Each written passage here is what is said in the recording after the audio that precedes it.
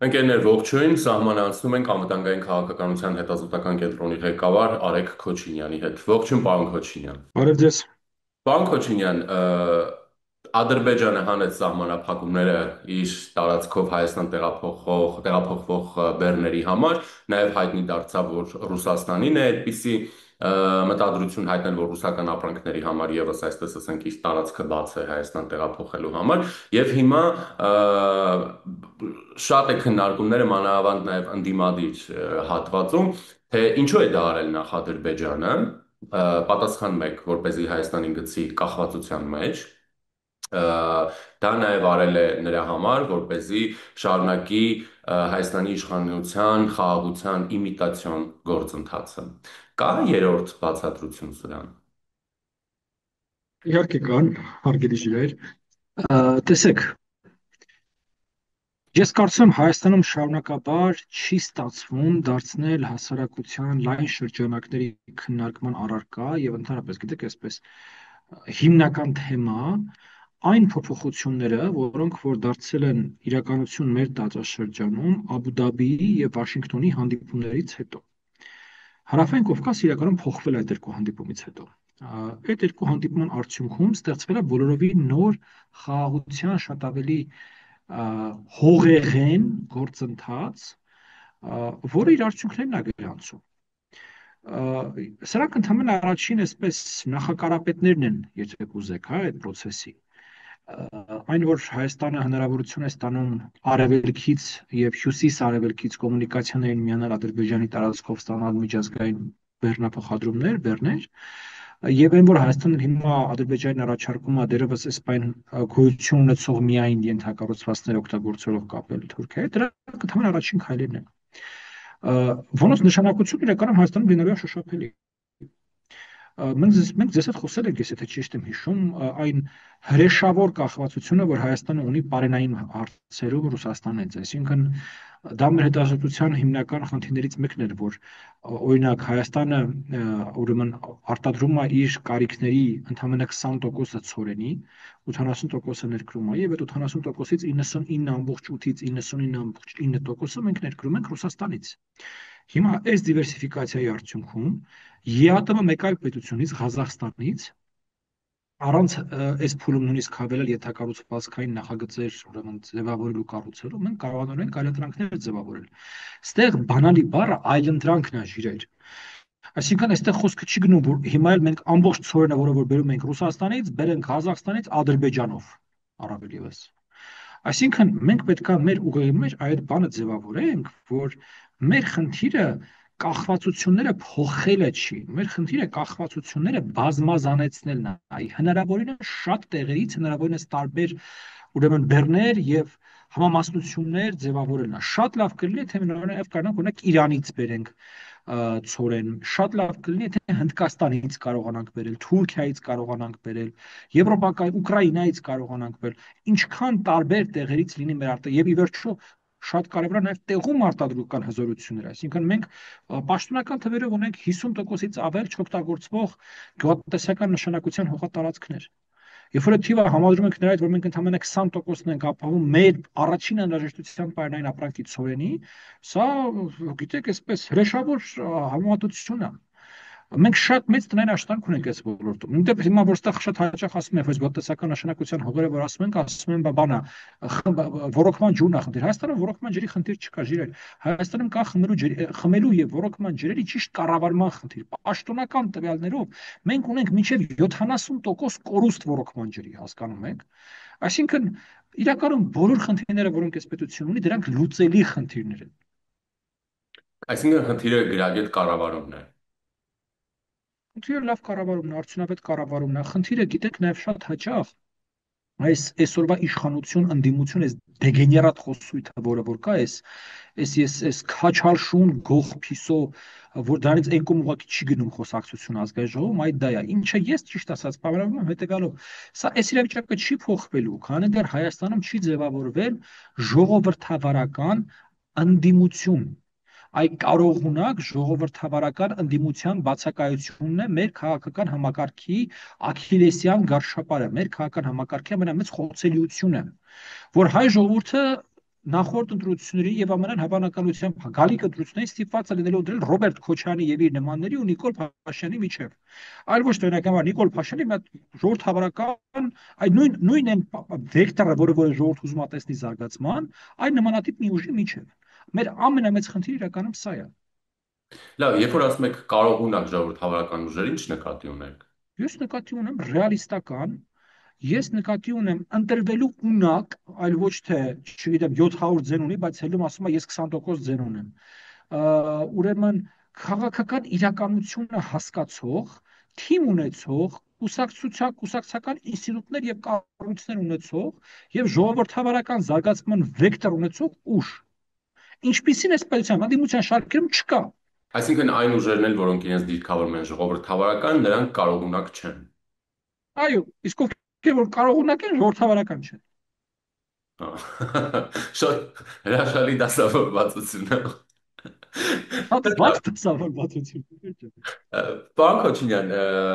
էլի Ադրբեջանի այս համանախապակումների հանելու մասով, հա, ավելի շատ ես օրինակ որ նայում եմ հանրային դաշտում քննարկումները ոչ թե դրա քաղաքական կամ տնտեսական էֆեկտների, ազդեցությունների մասին է, այլ երկու այդ հիմնական հարցն է, հա, ինչու դա արեց Ադրբեջանը։ Ինչու դա արեց Ադրբեջանը առանց պայման, առանց նախապայման, առանց պահանջ, ինչու արեց առաջինը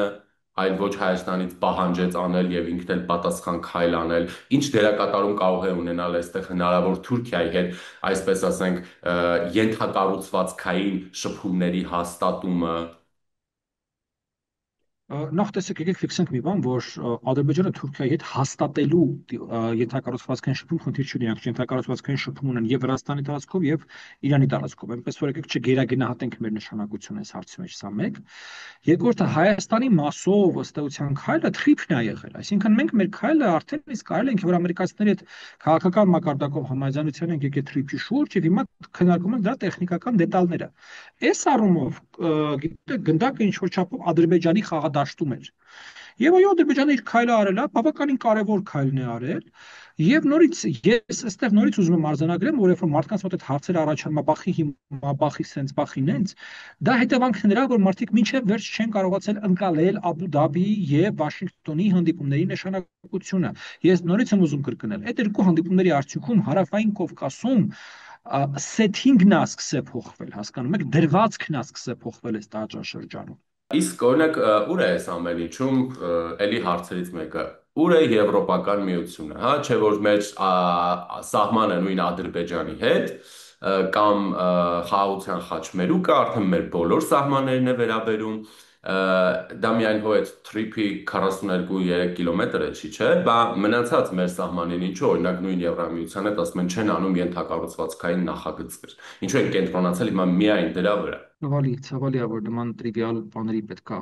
քննարկենք։ Դե ես մեջբերում եմ օրինակ քաղաքական գործիչներից մեկին, ով առավոտից երեկո այդ թեման անդադ բարձրացնում։ Ես ոչ թե ձեր ասածներն եմ ասում, ցավալի, այլ քաղաքական գործիչների ասածներն եմ ասում, ցավալի։ Շիրաջա, մենք Եվրոպական միության հետ սահման չունենք։ Որպեսզի մենք Եվրոպական միության հետ որևէ ենթակառուցված կարողանանք ապաշրջապակենք կամ որևէ ենթակառուցվածքային կոմունիկացիայի շուրջ կարողանանք խոսել, մենք նախ պետք է հայկական սահմանը բացենք։ Ես չգիտեմ այդ քաղաքական գործիչները, երբ ասում են Եվրոպացիների հետ քիչ են խոսում այս կոմունիկացիաների մասին,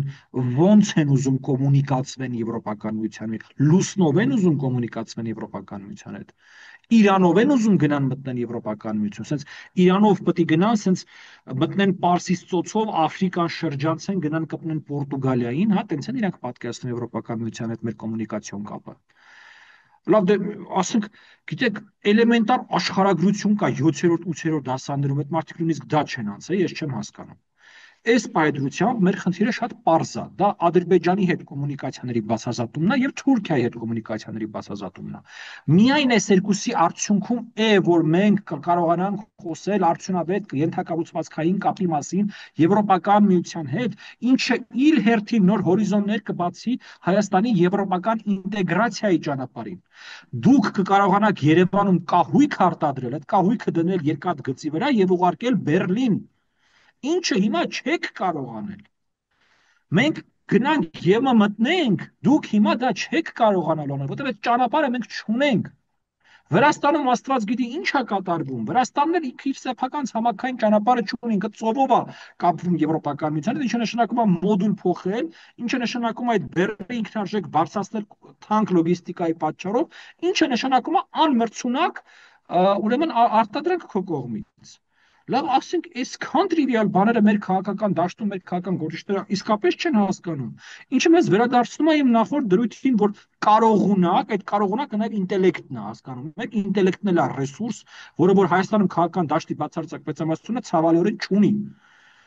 Մարդիկ կան փող ունեն, ինտելեկտ չունեն, մարդիկ կան կառույց ունեն, ինտելեկտ չունեն, մարդիկ կան հանրային ճանաչելիություն ունեն, ինտելեկտ չունեն։ Այդ անտերը կարևորագույն ռեսուրս է, էլի, որը որ մեր քաղաքական դաշտում մեծապես պակասում է։ Հմ։ Ա, Քոչարյանը ասում էր, Շատ էմոցիոնալ եմ, կներեք։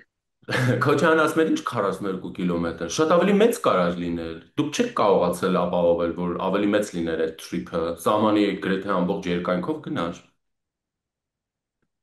Ով ասում։ Քոչարյանը։ Բա թող ապահովեր, աղջիր ապահով։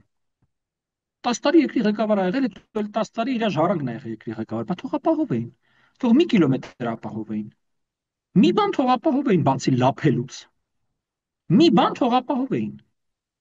Իսկ ինչ վերաբերում է ավելի երկար, ավելի կարճ, տեսեք, ապա շրջափակումը ինքը թրիփով չի սկսվում եւ թրիփով չի ավարտվում։ Այդ որ չի սկսվում, դա արդեն իսկ ապացուցվեց, որովհետեւ այս պայությամբ ապա շրջափակումը ըստ էության տեղի անում հյուսիսից։ Երկաթգիծը գնալու է կպնի վրացական երկաթգծին, այնտեղից մտնի հայկական երկաթգիծ։ Ես անկեղծ ասած հուսով եմ, որ առաջիկա քայլը կլինի Իջևան-Ղազախ երկաթգծային կապի վերանորոգումը, որ մենք ստիպված չլինենք ապրանքները մի հատ նորից Վրաստան մտնել, այնտեղից բերել Հայաստան, այլ ուղիղ Ադրբեջանից կարողանանք մտնել Հայաստան։ Բավականին կարճ գտորի վերանորոգման մասին է խոսքը։ Այսինքն մենք արդեն իսկ տեսնում ենք, որ չի սկսվում նույնիսկ կոմունիկացիաների ապաշրջափակումը թրիփից։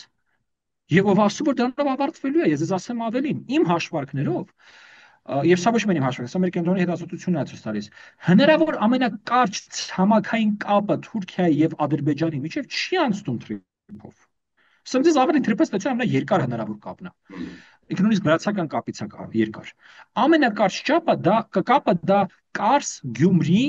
Վանաձոր, Իջևան, Ղազախ ճանապարհն է, այսինքն հյուսիսային ճանապարհն է։ Ինքը 150 կիլոմետրով կարճ է թրիփից եւ համարյա 120 կիլոմետրով կարճ է վրացական ճանապարհից։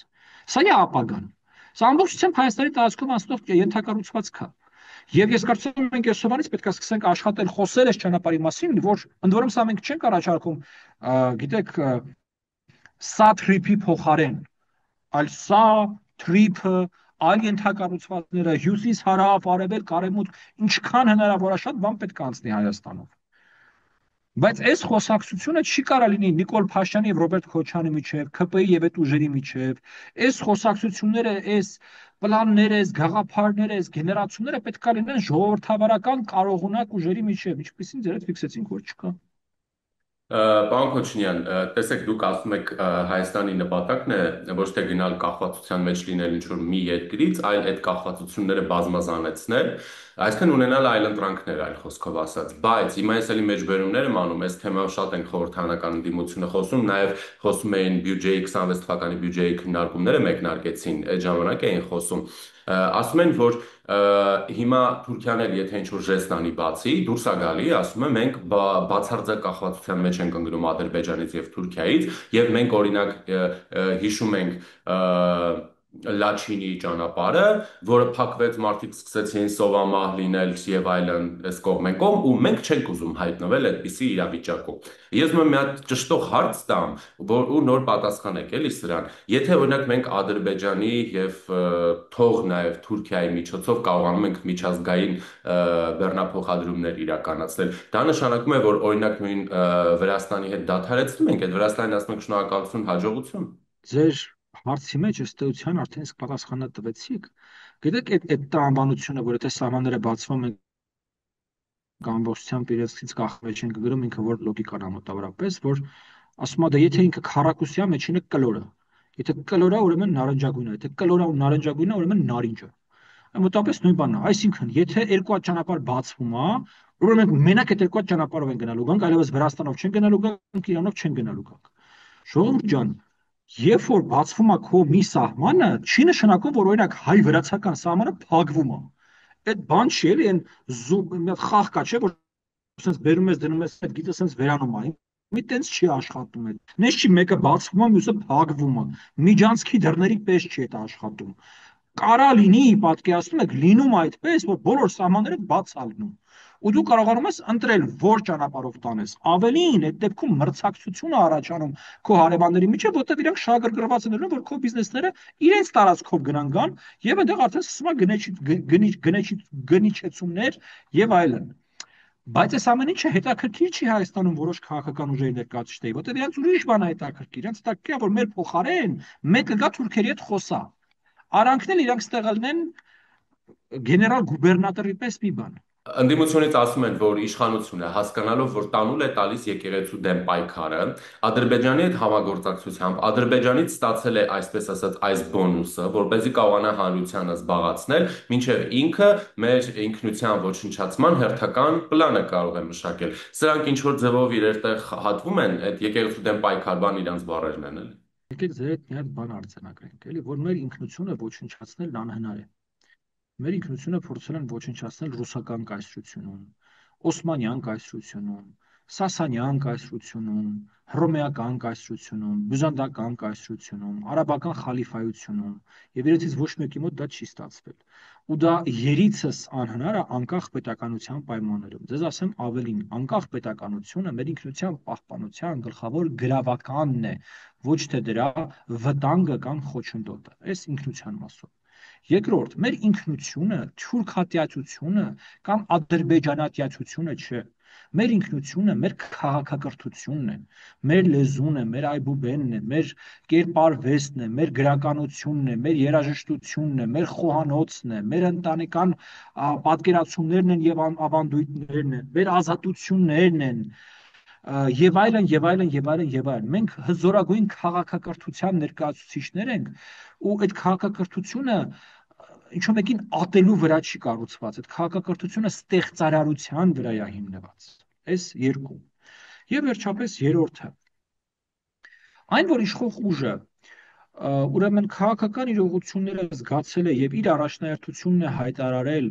հարաբերությունների կարգավորումն ու խաղաղությունը տարածաշրջանում, որևէ կերպ չի խոչընդոտում այլ ուժերի դա անել, եթե իրանք ունեն բավականաչափ ինքնուրույնություն եւ հայաստանակենտրոնություն եւ ազնվություն, ճանաչելով, որ դա է Հայաստանի ապագան եւ այդ դրանով է պետք զբաղվել։ Իսկ ով ասել, որ եթե ԿՊ-ն ուզում է խաղաղություն կառուցել, դա ինչ որ կերպ արգելում է մեկ այլ կուսակցության հայտարարել, որ իրանք ավելի շատ են ուզում այդ խաղաղությունը կառուցել, այլ ոչ թե կեղծ մտածածին արգումենտ են բերում, թե մենք հիմա ստիպված ընտրում ենք արժանապատվության եւ խաղաղության միջև։ Մենք չենք ընտրում արժանապատվության եւ խաղաղության միջև, դա սուտ է։ Մենք ընտրում ենք ըստ էության արդարության եւ խաղաղության միջև։ Այո, դա շատ վատ, շատ բարդ ընտրություն է։ Բայց որպես պատմաբան եմ ձեզ ասում, հասարակությունների մեծ մասը հենց այդպես են խաղաղության հասել։ Ընտրելով իրենք պատրաստ են հանուն արդարության նորից մտնել այդ ցիկլի մեջ, թե ուզում են խաղաղություն։ Որպես կանոն խաղաղությունները առնվազն կողմերից կոնֆլիկտի կողմերից մեկի մոտ գալիս են անարդար ընկալումների տրամաբանության մեջ։ Պատմության մեջ որպես կանոն հենց այդպես է լինում։ Բյուջեի 26-ի բյուջեի քննարկումները երբ մեկնարկեցին, արտգործնախարարին ընդդիմությունը տարբեր հարցեր տվեց ու հայտարարություններ արեցին, մասնավորապես ասում էին, որ Հայաստանը չի կարող գնալ Եվրամիություն, ունենալով այսքան քաղբանտարկյալներ երկրում, դա անիրատեսական է Հայաստանի համար։ Հայաստանը գնում է ժողովրդավարական ազատությունների սահմանափակմամբ ճանապարհով եւ ասում էին, որ օր-օրի Հայաստանի սահմանները փոքրանում են եւ Հայաստանի իշխանությունը չի կարող բացատրություն տալ կամ պատասխանել հարցին, թե Թրամփի հեռանալուց հետո ինչ է լինելու Թրիփի հետ, ասում էին այդ ժամանակ դուք իրապես կհամոզվեք, որ դա միջանցք է։ Ես ուզում եմ հիշեցնել, որ փառացիորեն նույն բանը հայ-ամերիկյան հարաբերությունների մասին ասում էին Բայդենի ժամանակ, ասում էին, այս հիմա ինչ կա, այդ Բայդենը խղճով մարդ է, տենց մեզ խղճում է,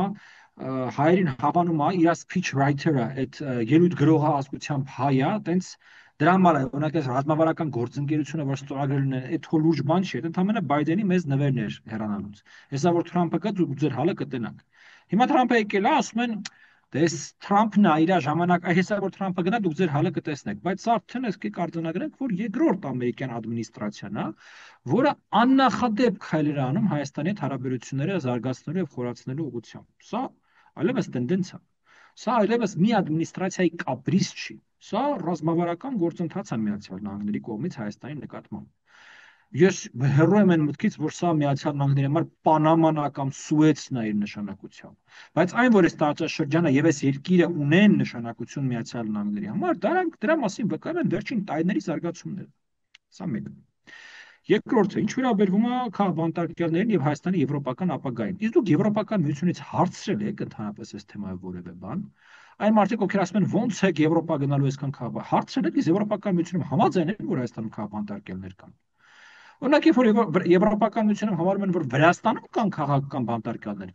Եվրոպական միության ներկայացուցիչ այդ երկրում հայտարարում է այդ մասին։ Չգիտեմ, Մագդալենա Գրոնն ու Կայա Կալասը հայտարարում են այդ մասին, որ իրանք կարծում են, որ այդ երկրում կան քաղաքական բանտարկներ։ Հայաստանի մասին դուք նման ելույթ եք լսել։ Նամակներ են գրել Եվրամիության դեսպաններին, անպատասխան են մնացել այդ թեմայով իդեպ։ Դե ինձ թվում է այդ անպատասխան մնալը հենց իրենց պատասխանն է։ Ավելի շատ պատասխան իրանք արժանի էլ չեն։ Բայց պարոն Քոչինյան, տեսեք, հանուն տնտեսական էֆեկտների կամ հանուն մտածածին խաղաղությունը մեզ վրա վաճառելու արժի հրաժարվել օրինակ Արարատից,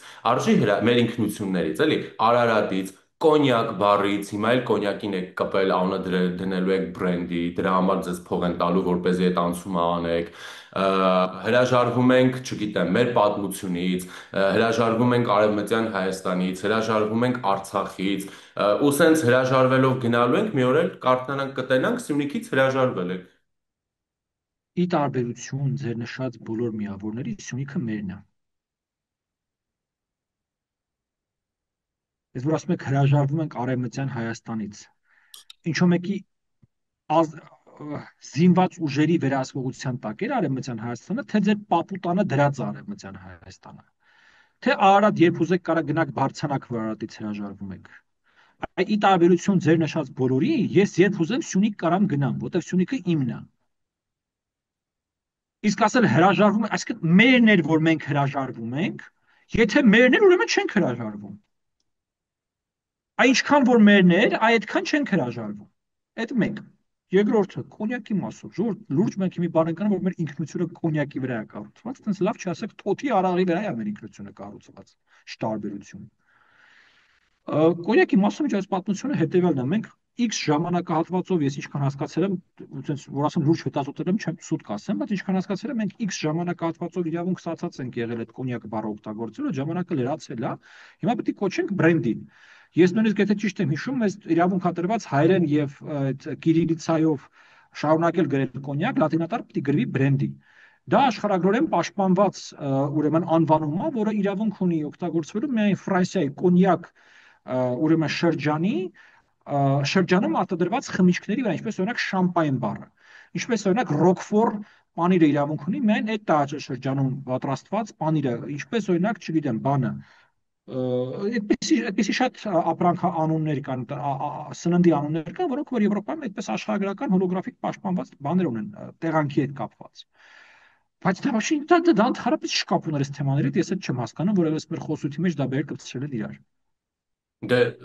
ասում են փաստորեն ըստ ձեզ Չերչիլը հայկական բրենդի ա խմել, հա, ոչ թե կոնյակ։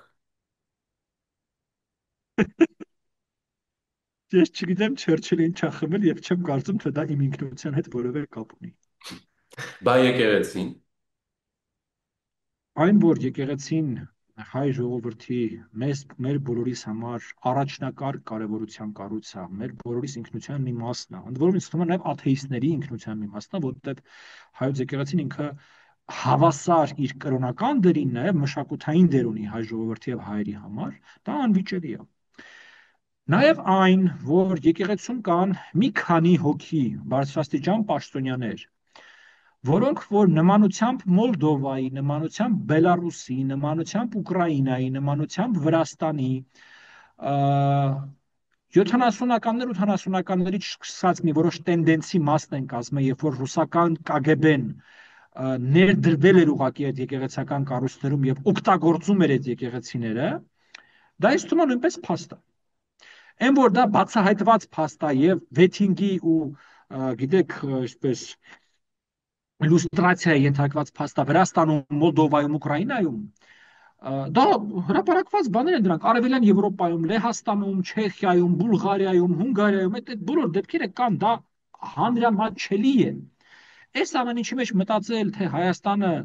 բան է եղել, sense երջանիկ բացառություն է եղել, միամտություն է։ Այստեղ եղել է նույն ձև, ոնց որ եղել է մնացած տեղերում։ 40-ականներ, 50-ականներից սկսած 70-ական, 80-ականներին դա գագաթնագետին ուղղակի հասցվեց։ Ռուսական, սովետական KGB-ն ուղղակի բոլոր կառույցները սկսել է օգտագործել իր նպատակների համար եւ ներդրել է իր գործակալներին։ Եվ հիմա մի քանի ուրեմն գործակալ, մի քանի ստահակ ըստ էության 1700 քանի տարեկան կառույցի հեղինակության եւ վարկի հետ է խաղում, մեր բոլորի հույզերի հետ է խաղում։ Բոլորիս համար սա չափազանց էմոցիոնալ թեմա է։ Բայց ես չեմ կարծում, թե հայաստանյա ծառայական սուրբ եկեղեցին խնդրեմ ունի կամ ինստիտուցիոնալ խնդիրներ ունի։ Մի քանի ստահակ խնդիր կան, որոնք որ եկեղեցու մեջ են մտել եւ այնտեղից փորձում են հարվածներ հասցնել Հայաստանի Հանրապետությանը։ Նույն կերպ ոնց որ այդպիսի խնդիր կար հեծում օրինակի համար, ոնց որ այդպիսի խնդիր կար բանում ժամանակին ուրեմն Հայաստանի իշխանությունների մեջ մինչև հեղափոխությունը, ոնց որ այդպիսի խնդիր կա անդիմադիր մի շարք ուժ, այսպես խորհրդարանական անդիմադիր մի շարք ուժերի մեջ, ոնց որ խնդիր կա մի քանի լրատվականի մեջ, որոնք որ Հայաստանում ուղղակի ուղիղ կապի մեջ են Ռուսաստանի դեսպանատան եւ Ռուսաստանի հատուկ ծառայությունների հետ։ Ինձ թվում է մարդկանց տները, որ հիմա մտնենք ձեր հետ միասին, մտնենք խոհանոց մարդկանց այս թեմաներով հարցեր տանք, մեր գյուղերում, քաղաքներում, բնակավայրում, ամենից ինձ լավ կպատասխանեն կբացատրեն մարդիկ այս բաները։